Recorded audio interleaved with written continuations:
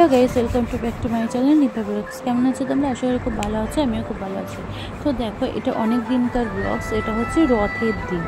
তো দেখো, এখানে মা সকালবেলা উঠে পুজো টুজো কমপ্লিট, সেই সময়টা তোমাদের সাথে আমি শেয়ার করছি। দেখো, জগন্নাথ দেবকে মা এখন স্নান করাচ্ছে দুধ দিয়ে।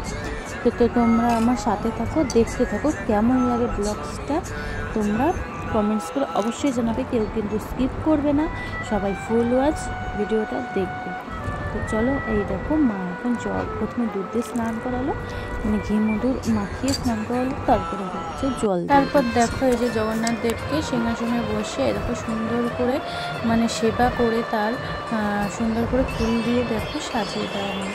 তো দেখো কি সুন্দর লাগছে না দেখতে।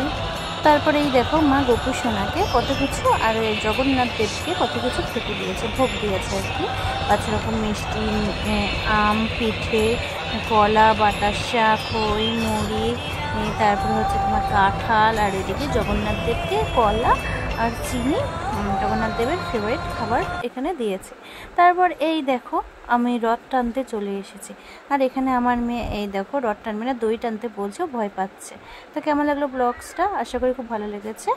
তো লাইক কমেন্ট, বন্ধুরা আজকে ব্লগটা এখানে, যে ভালো লাগে তো অবশ্যই লাইক কমেন্ট শেয়ার।